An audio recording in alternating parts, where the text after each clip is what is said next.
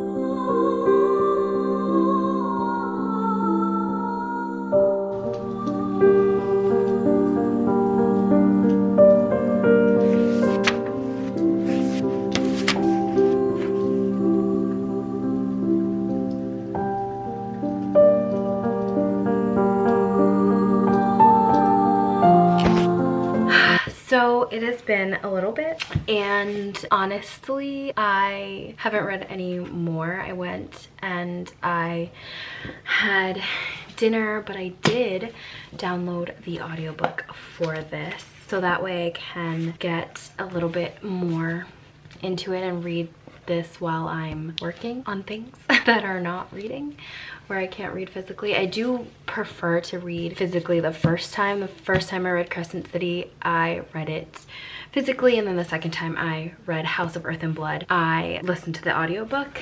But yeah, this is definitely tempting me to, when I finish this, dive back into the Throne of Glass series because as you guys know, I said for a while I wasn't going to read it, but here we are. I think I'm going to finish the series for Throne of Glass. But yeah, I'm still reading this, still enjoying it. Honestly, I read like 20 pages, probably the most. And I was gonna film a video today, but the lighting is gone. So I think when I wake up tomorrow, I think what I'm gonna do is I'm going to shower, read for a couple hours, film some videos, and then I'm gonna try to finish at least get at least to page 520, which, or maybe at least to page 600. That's gonna be the goal, if not be able to finish it tomorrow. Like I said, I at least want to finish it by March 2nd, which is when Sarah will be talking about it with Stephanie. So those are my goals. yet. I also do need to read my book club book, Ophelia Ever After, which I do have an ARC copy of that, and I don't think that's going to take me too long to read, so I'll be like interspersing that here and there. Tomorrow I don't really have any plans, too big of plans.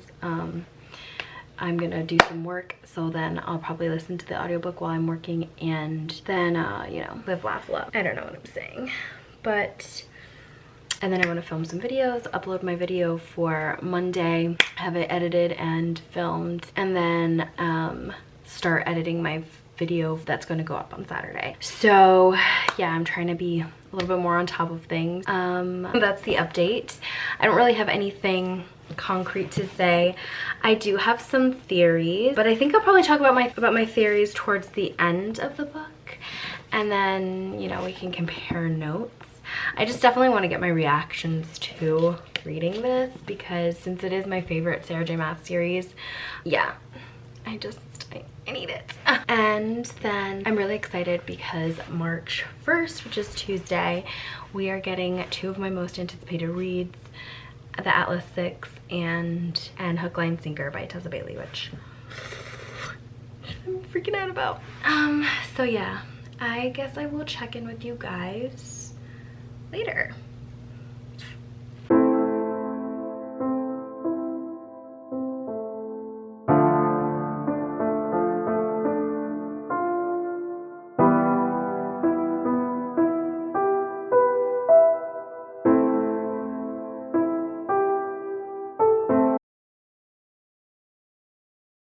What?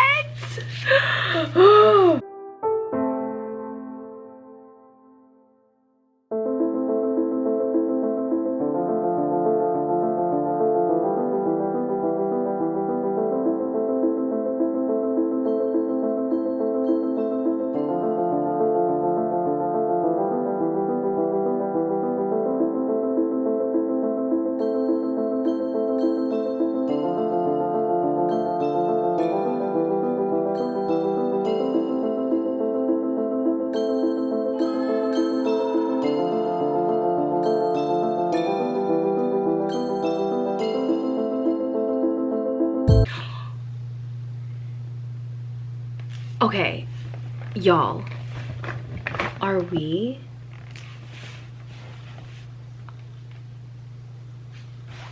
frig?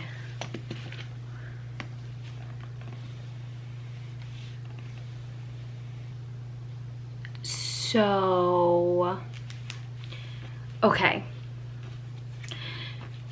I'm at the end of chapter 77.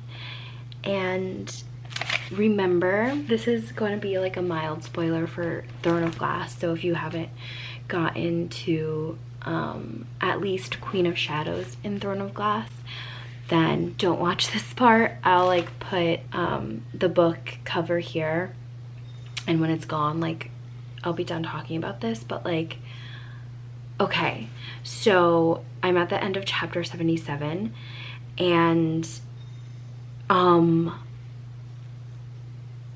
Hunt is not only put back into slavery, but like his mind and memory is erased. And I'm wondering if this is what had happened to Dorian when the Vogue like went into him, and he's like he loses himself. Like Dorian was so strong that like he was able to come out of it, but like what if instead of the like collars that they made people wear, this is the like the tattoo does the same thing. Okay, sorry.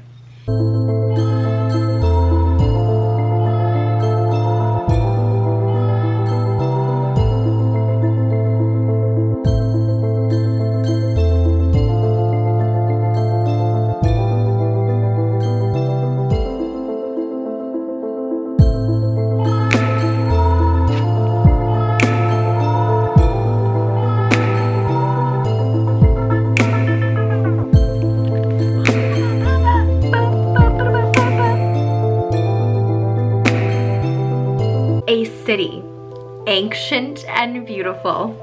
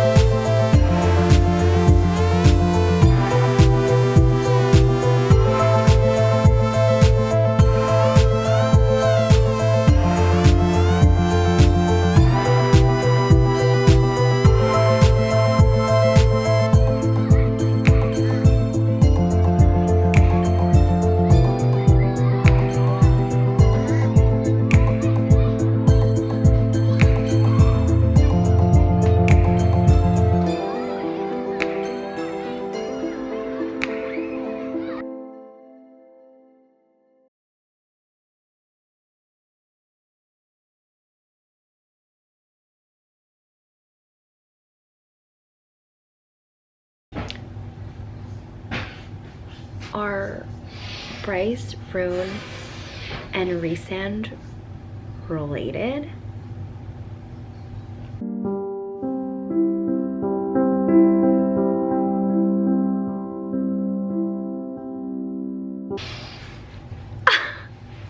So it says, he lifted his gaze to her, stars in his eyes, actual stars.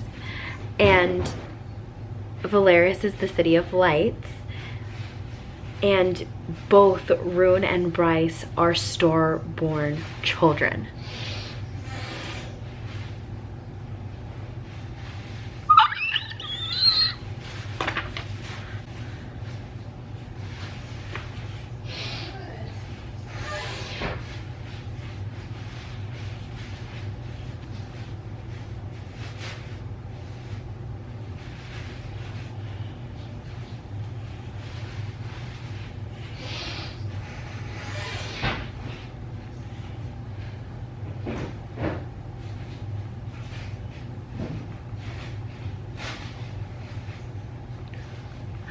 Are Bryce and Nesta gonna be besties?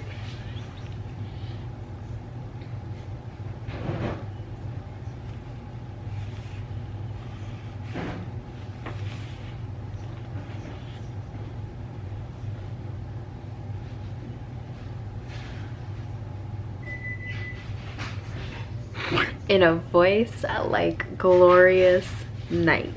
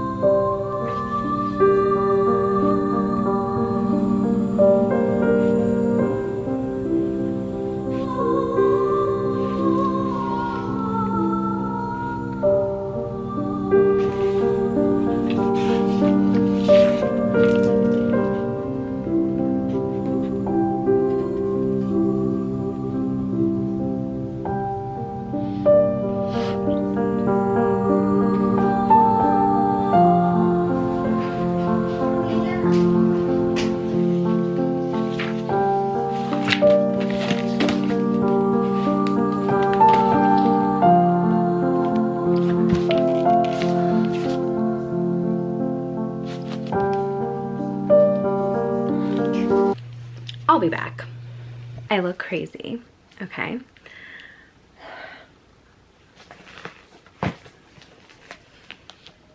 I finished.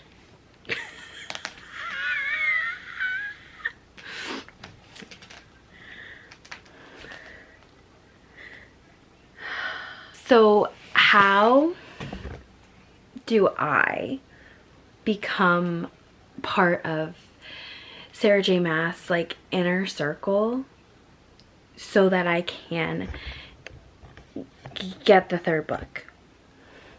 Because I don't think I'll be able to survive another year until the third book. And it's like midnight and I work tomorrow, but I needed to finish this because Stephanie from Ideally Bookish going live tomorrow and I really honestly don't think I can function. I was feeling so ill today, like so ill. And like I still have my books from a book haul that I filmed. Like everything is a disaster. My mind is a disaster. And let me tell you guys, so many of the predictions and the ideas that I had in my little beautiful smart brain from the first book were true. All right, I'm gonna try to freaking go to sleep now. And I will talk to you guys later tomorrow. Who is she? Who am I? What is happening? I'm dying right now.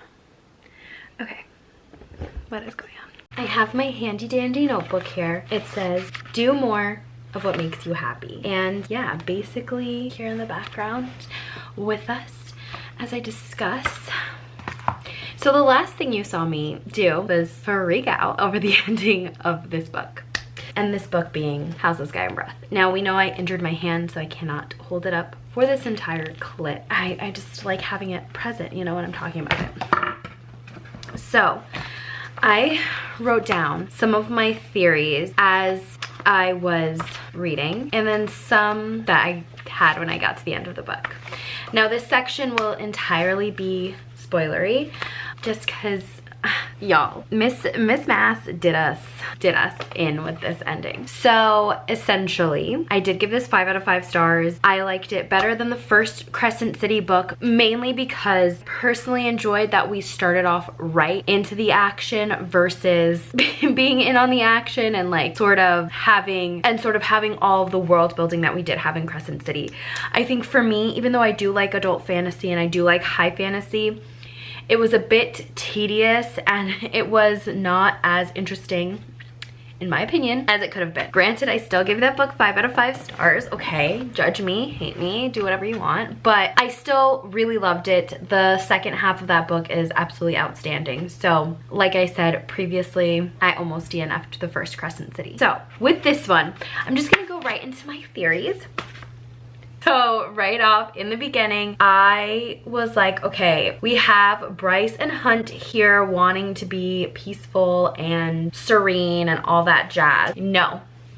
We knew something was going to go down, and we have bam, bam, bam, thank you, ma'am, one hit after another. We found out that Sandriel's Triari are joining Hunt and his group, and then we find out that Bryce is engaged to Cormac. Now I thought, okay, there has to be more to Cormac than meets the eye. Miss Maas isn't going to introduce him, and I did not think he was going to be a other love interest, because the other love interest that I honestly think could be plausible would be Adius, but she has said multiple times that that is not, I mean, she could lie to us. I'm not saying she couldn't lie, but she has said that multiple times that is not a possible love interest for Bryce. And I'm still like, I like Hunt and Bryce. I don't have anything against them, but I'm not goo goo gaga over them together. I love Hunt and I love Bryce. Them as a couple is just okay. Like, I'm not obsessed like I am with Nesta and Cassian, for example, but they're fine. These are some of the theories that were running through my head once I finished the book. We have final scene where Bryce is somewhere in hell, or so we think. As soon as I read the line that she didn't know hell had grass or whatever it is, I was like, this bitch is in Valeris. This bitch is in Valeris or near Valeris somehow. And then we see her finding a Valerian. Okay. So my thought immediately went to the Thunderbird Sophie that we've met, and the dragon Athena. Is that her name? I don't know why I have this name. I don't think that's her name, but we'll call her Athena for right now. And I immediately thought of Amryn, especially when the dragon was introduced, because of the way that she had fire in her eyes. And you know, we get these descriptions of Amryn and the simmering power behind her eyes, even though she's trapped in this human form. And so is Athena. She's trapped in this human form as well. She can't let loose as a dragon fully. And so I'm thinking, is Amryn a dragon? I thought this also when I read Agaton, but I was like, I don't know. Like, I don't know what kind of creature she is. It cut me off. And then I have some Throne of Glass theories as well. So when Bryce is in the castle of the Asteri, she goes into the Dawn room and talks to, what's his name, Raziel? No, his name isn't Raziel. That is literally from the Mortal Instrument. Regulus. Okay, Regulus, whatever the heck his name is. When Regulus is telling her like, oh yeah, there was this other world and then we had a princess and she literally like banished us from her world, I immediately thought of Throne of Glass, because we do have this, I haven't finished Throne of Glass yet, so I'm currently 200 pages away from the end of Empire of Storm, but we are getting this like past story of how the Volg have, you know, been defeated once and they're back again. And I'm thinking, are the Volg and the Asteri the same? Because we know that the Volg don't have physical forms on this world. It's kind of, they've come from another dimension, and in order to inhabit this world, they've had to literally inhabit the bodies of the things, the creatures in this world. So I was constantly thinking, to be honest, more about Throne of Glass and the connections to that world than I was to Agaton.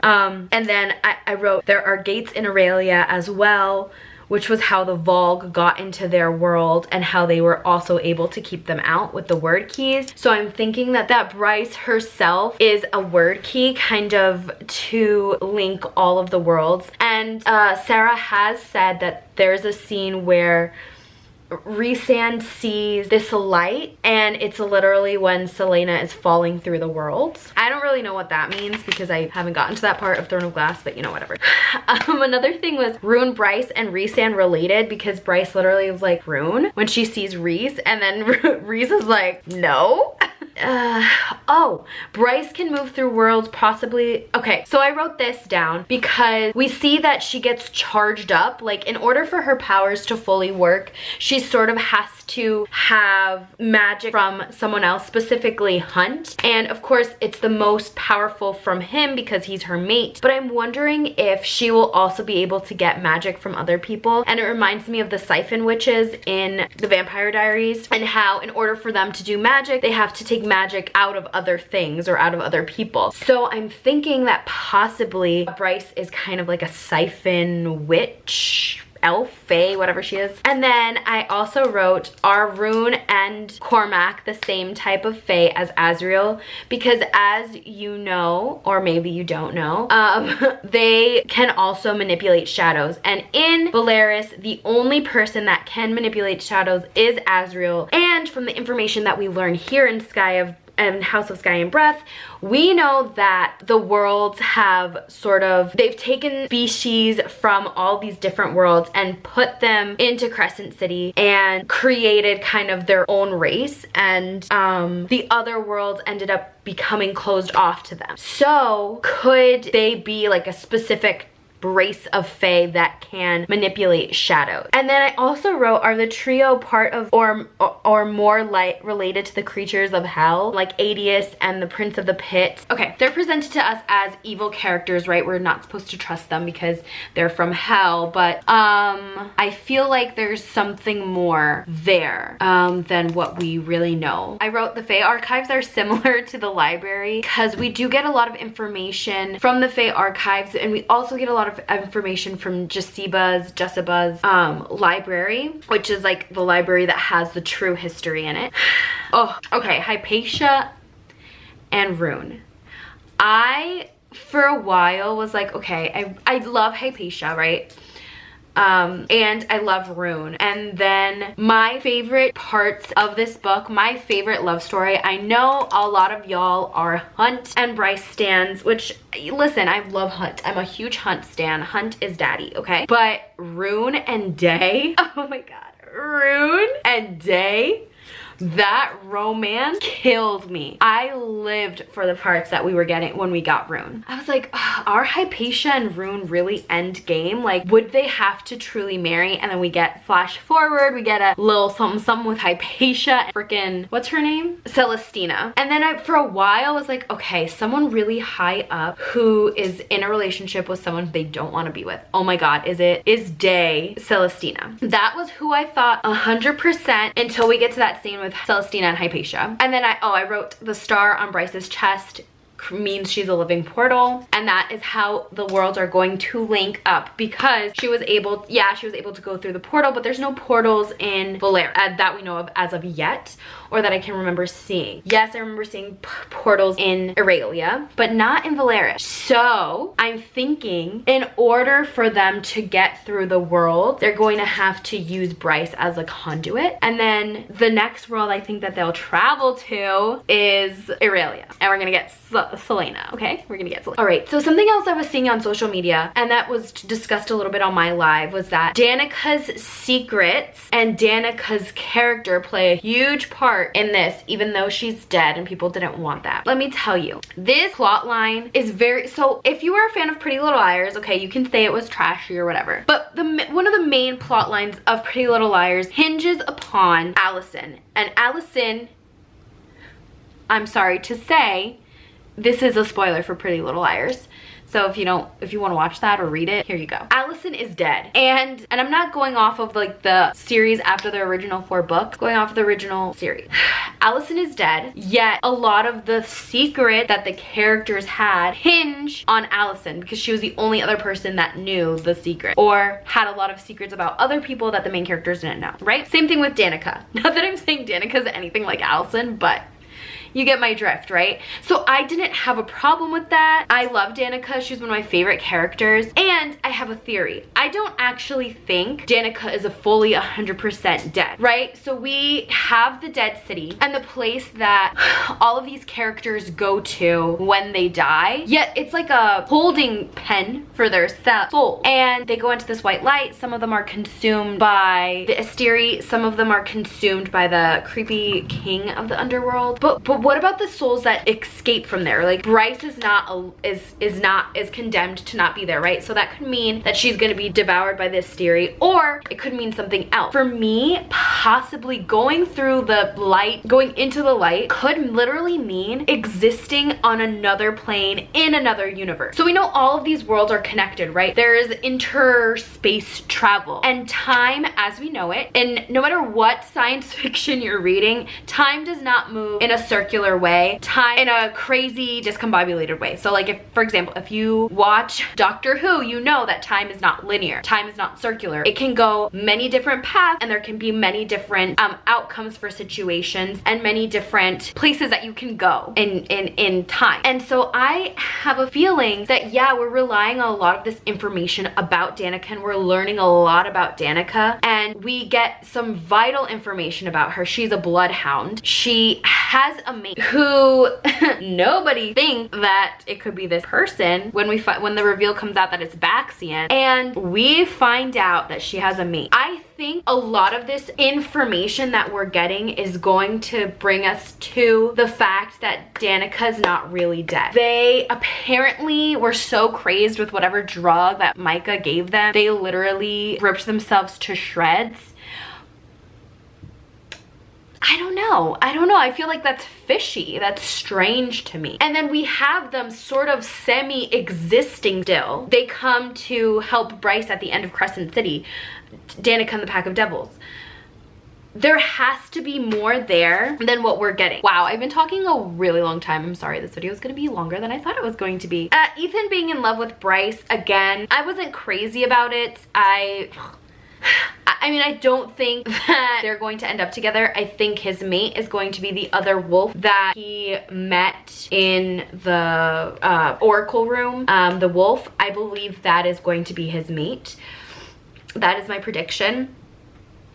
I wrote, is Ethan a beta? Because I think she's gonna be the alpha. I think he's gonna be her beta. And then the Hind and Hypatia being sisters. Okay. Juxtaposition, because Hypatia is super nice and the Hind is like a mega biatch. Then I wrote Hypatia in love with Therian / Therian in love with Hypatia, because they had like this really cute banter, and obviously this was before, I wrote this before we got to the reveal that she was with Celestina. I loved finding out that Danica was a rebel for Pangira.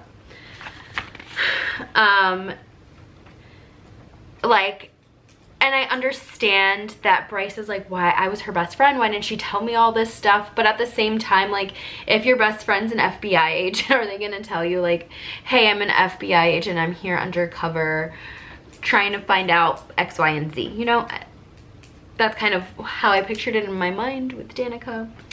And obviously she didn't want anything to happen to Bryce.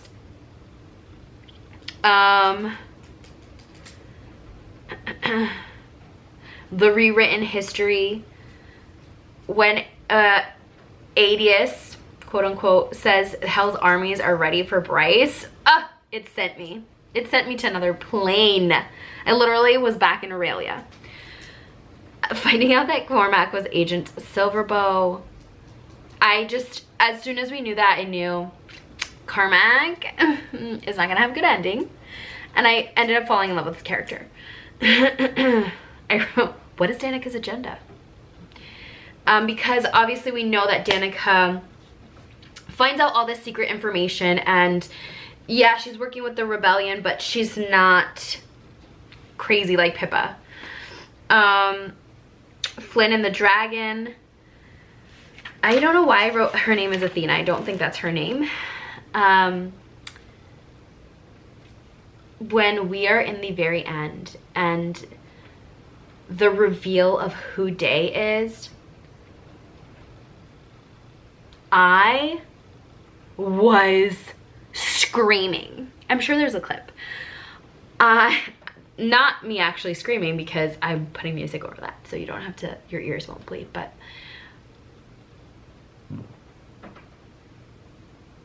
I can't. I want to make sure I was muted still.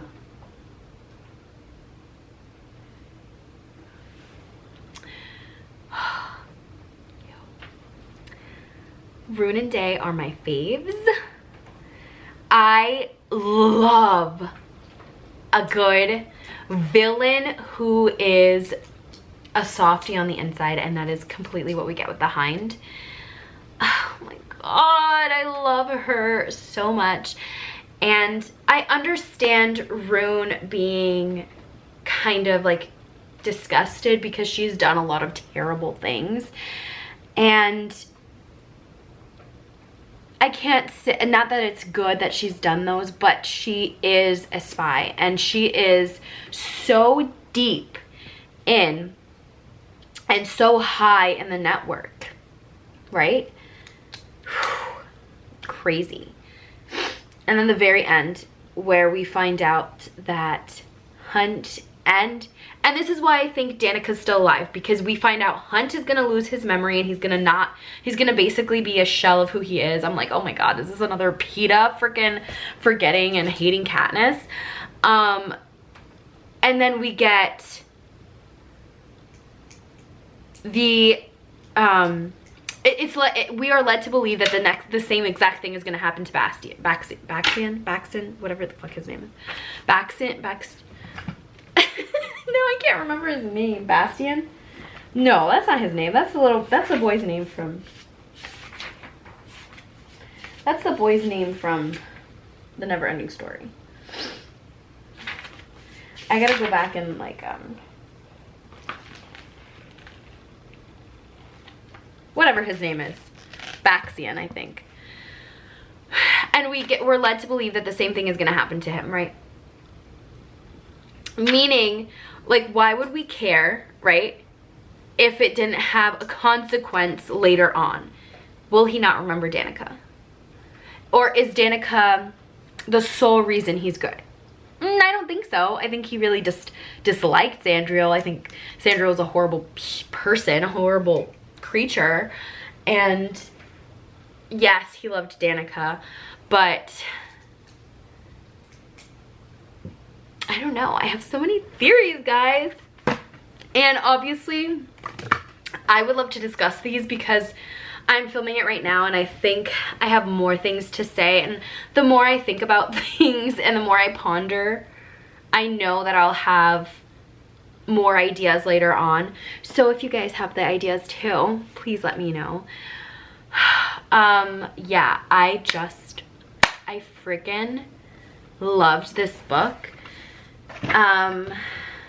Definitely will be on my favorites list this year, and still hands down is still my favorite Sarah J Maas series. I'm jumping right into Empire. Like I said, as soon as I finished this, I jumped right into Empire of Storms, and I'm only 200 pages from the end. So yes, thank you guys so much for watching this video. It was a cluster fuck of emotions and a mess, but yeah, thank you guys so much. This book means so much to me. You know, I absolutely love this series.